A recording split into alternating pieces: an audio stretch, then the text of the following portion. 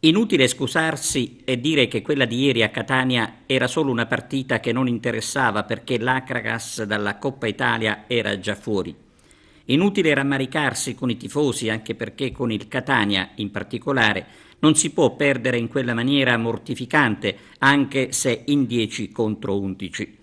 Perdere con il Catania ci può anche stare, ma bisogna saper mantenere la dignità. 6 gol servono solo a confermare tutta quanta la scarsa qualità che mette a rischio anche le sfide che contano, malgrado si affermi il contrario. Se il risultato di Catania non è andato giù al mister di Napoli, figurarsi alla tifoseria biancoazzurra che incredula ha preso atto della disfatta. Siamo molto dispiaciuti per la società e per i nostri tifosi, ha detto Di Napoli. Il punteggio finale è mortificante, ma, ha aggiunto il tecnico, abbiamo affrontato un'ottima squadra con un organico di gran lunga superiore al nostro.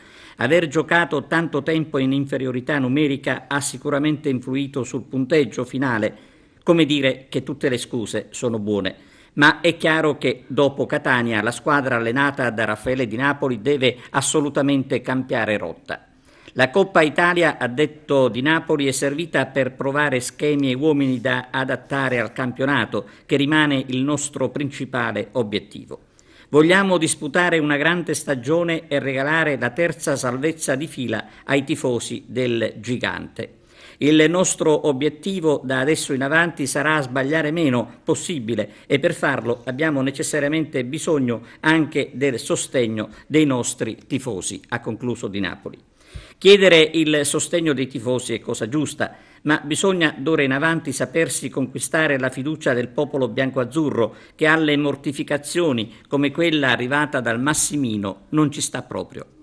Di Napoli non scopre certo l'acqua calda quando afferma che la società ha operato sul mercato come meglio poteva fare, consapevoli di un budget molto ristretto, come era a conoscenza di tutti. Sapevamo, prima dell'iscrizione al campionato, ha concluso Di Napoli, le difficoltà che avremmo incontrato ed abbiamo accettato di buon grado pur di partecipare al torneo di Serie C. Ma non è certo questo il prezzo da pagare.